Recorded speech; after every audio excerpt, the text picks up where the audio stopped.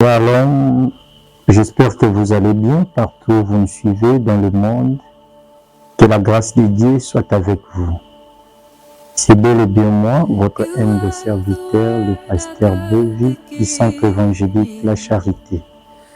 Aujourd'hui, je viens partager avec vous un thème très important. Je sais que vous allez aimer. Le thème, c'est comment Dieu positionne ses serviteurs. Lorsque je parle du serviteur, je vois, c'est tout enfant de Dieu. En d'autres termes, comment Dieu positionne ses enfants, ses fils, serviteurs de Dieu. Ce message concerne les gens qui marchent dans la crainte de Dieu. Si tu sais que tu marches dans la crainte de Dieu, tu crains Dieu, ce message te concerne.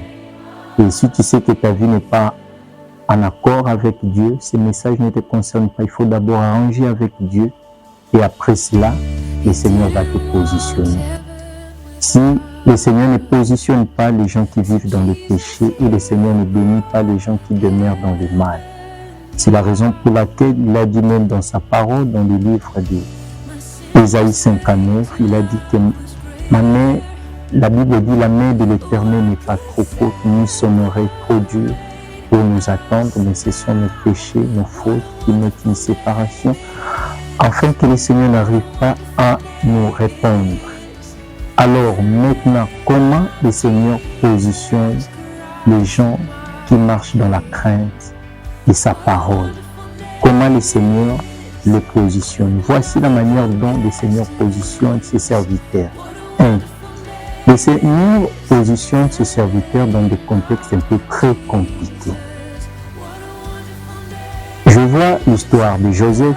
La Bible dit, Joseph a été vendu par ses frères. Il a traversé des moments très compliqués, des moments très compliqués. Mais malgré cela, Joseph pouvait dire, mais pourquoi tout cela m'arrive? Jusqu'à tel point que Joseph se retrouve dans la maison de Potiphar.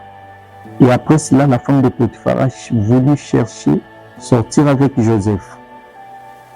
Et Joseph avait refusé. Et après, Joseph se retrouve encore en prison. Encore des moments très compliqués. Joseph passait des moments très compliqués dans sa vie. Il pouvait dire, je mérite, qu'est-ce que je fais pour mériter tout cela? Mais, pour que le Seigneur avait permis que ces histoires-là arrivent dans la vie de Joseph, pour que c'était le chemin pour que le Seigneur arrive à positionner Joseph.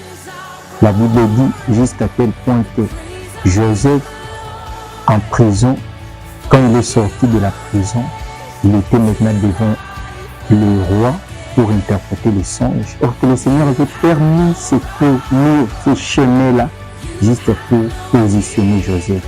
C'est la raison pour laquelle nous avons dit, mais si le Seigneur veut positionner ses serviteurs, le Seigneur positionne ses serviteurs dans des contextes très compliqués.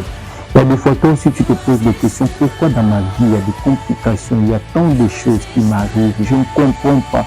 Pourquoi toujours la souffrance? Pourquoi je traverse des moments durs comme ça?